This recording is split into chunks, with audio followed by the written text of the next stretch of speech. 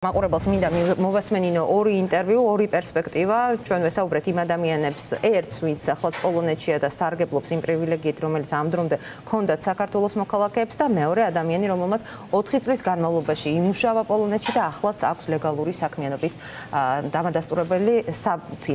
აქვე კიდე მინდა მაყურებელს შევახსენო, რომ ჩვენი გადაცემის დასრულებისთანავე ეთერში გავა BBC-ს საგამოძიებო ფილმი, როდესაც წყალი გწვავს. ეს ფილმი სრულად საქართველოს აუდიტორიისთვის გასაგებენაზე გავა ჩვენი გადაცემის დასრულებისთანავე პირდაპირ ეთერში.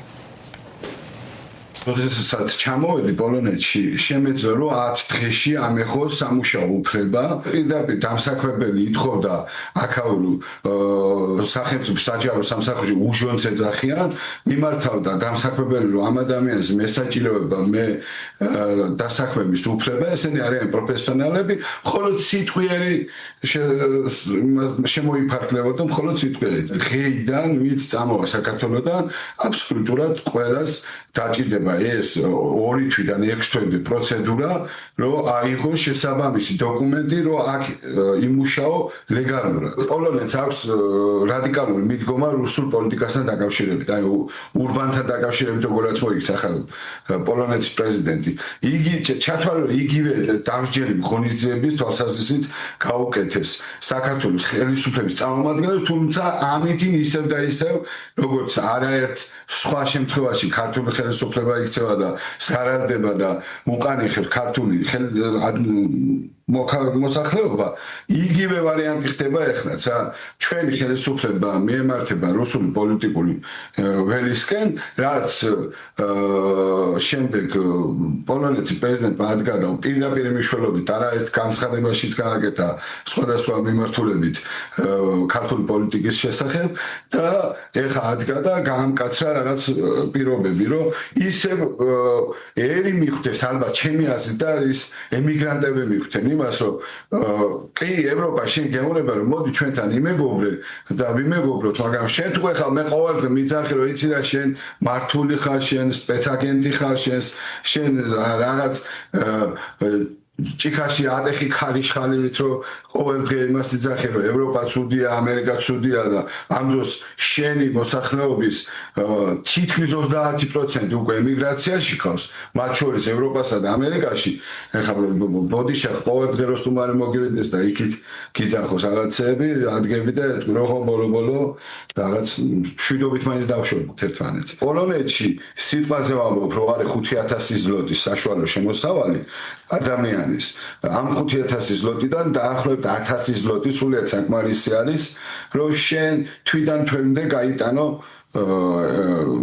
ნორმალურ ადამიანურ პირობებში თავი და ის $1000 სულთად დაიტოვებ თვიდან თვემდე, რომელთაც შემდეგ საქართველოში ვაგზავნით და ეს ხელისუფლება მაგისთვისაც უკმაყოფილურა თურმე ემიგრანტები რატო ვართ აქ და რატო ეხმარებით ჩვენ ოჯახებს და ჩვენ ქვეყანას. აბსოლუტურად ყველამ ვიცის, როგორც საქართველოში მაცხოვრებელმა, ისე ემიგრანტებმაც განსაკუთრებით იცის რას აკეთებს დღევანდელი ხელისუფლება.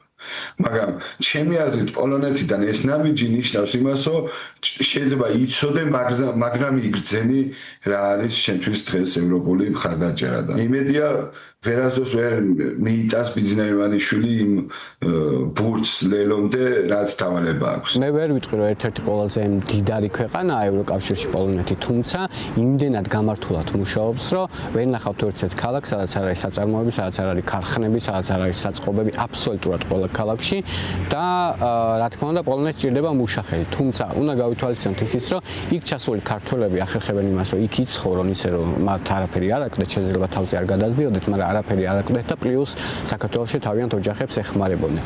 შესაბამისად დღეს ამ მიღებული კანონით ხა ის განცხადება, რომ არც პოლონელებს არ შემოუშვებთ საქართველოში, საქართველოს სამუშაო ადგილები არ გაგვაჩნია და იქ არის უამრავი. შესაბამისად იმიტომ მიდიან და იმიტომ ტოვებენ ქართველები თავის, რა ვიცი, ოჯახებს, მეგობრებს და თავის ქვეყანას პირველ რიგში, რომ რაღაცა ელემენტარული შემოსავალი ქონდეთ, რითიც თავსაც გაიტანენ და თავის ოჯახსაც არჩენენ. ელემენტარული რო ავიღოთ, 20 ლარს უმატებენ ახლა როგორც გამოაცხადეს პენსიონერებს და თვითონ იმატებენ იღებენ 1500 თუ 1600 ლარს და მუშახელი პოლონეთს არ დააკლდება, მოდი სიმართლე ვთქვათ, იმიტომ რომ იქ არის უამრავი უკრაინელი, იქ არის უამრავი ბელორუსი, არ ვიცი, ინდოელები, აზიიდან ჩადიან სამუშაოდ, იმიტომ რომ როგორც წეგან აღვნიშნე, მთელი პოლონეთი მუშაობს, იმდენად გამართული არის ეს რაღაცა სფერო, ასე ვთქვათ, ეს სამშენებლო იქნება, არ ვიცი, ქარხნები იქნება, უამრავი მანქანას წარმოება თუ რაღაც, აი ბევრი დეტალი კეთდება პოლონეთში, მოკლედ რომ თქვა და თითქმის ყველა განხრის და ყველა პროფესიის ადამიანისთვის მოიძებნება სამსახური. თუმცა ის პოლონეთს მუშახელი უჭირს, ეგრე არ არის, იმიტომ რომ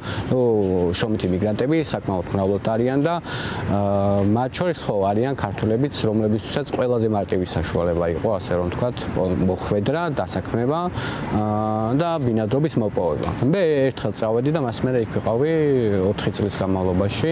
ეხაც ამ ეტაპზეც მე საბუთი მაქვს, ნებისმიერ დროს შემიძლია წავიდე, დავიწყო მუშაობა, თუმცა უკვე პრობლემა იქნება, რომ შემდეგ ჯერზე, როდესაც მე უკვე მაგალითად საბუთის გაგრძელება, ბინადრობის გაგრძელება მომინდება, უკვე შემექმნება პრობლემა, რადგან არ ვიცი კიდე რა კანონებს მიიღებენ.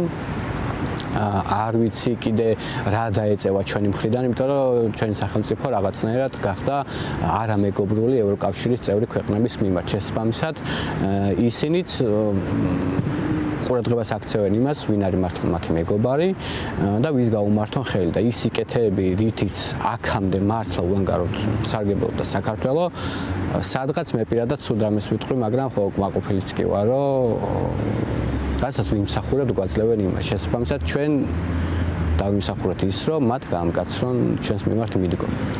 ყველაფერში თავი და თავი მაინც ჩვენი არალეგიტიმური ხელისუფლება არის, რომლის ნაბიჯებიც ყოველდღიურად უფრო გვაკარგინებს იმ სიკეთეს, რითიც სარგებლობთ.